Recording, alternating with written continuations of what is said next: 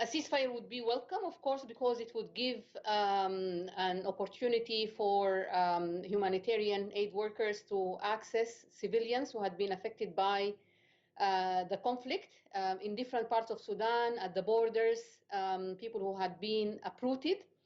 But as you said, both sides had not really respected the ceasefire in the past. And the only way out is for now to put pressure, by regional actors as well as the international community on the two warring factions, the Sudanese army and the Rapid Support Forces, to cease, fire and hostilities immediately, and of course to also meet and to negotiate a settlement if possible.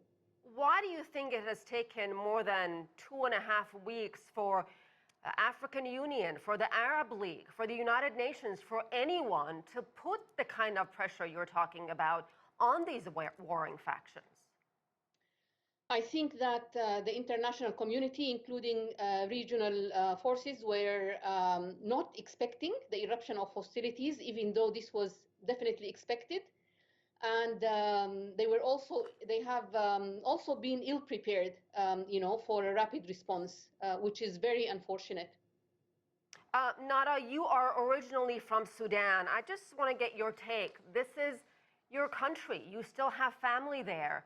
What are you hearing from your family there? And what goes through your mind when you see so much pain and loss in your country? Well, yes, I was born in Sudan. I lived there most of my life. And I am very upset. Of course, I'm very scared for family, friends, and for the Sudanese in general. But let us remember that this is not the first war to take place in Sudan. So Sudan has been in war since 1955, actually, since like a year before we achieved political independence. And populations in South Sudan before it obtained independence, and also in the Nuba Mountains, in the Blue Nile area, in parts of Eastern Sudan, and also, of course, in Darfur, have experienced conflict. And I have always stood in solidarity with our brothers and sisters there. I have siblings in Khartoum. They had to leave our home. One of my siblings managed to cross the border to Ethiopia about a week ago. My other brother is actually in Al Jazeera state. And my sister is still in Khartoum, but she relocated to an area which is not affected by the conflict.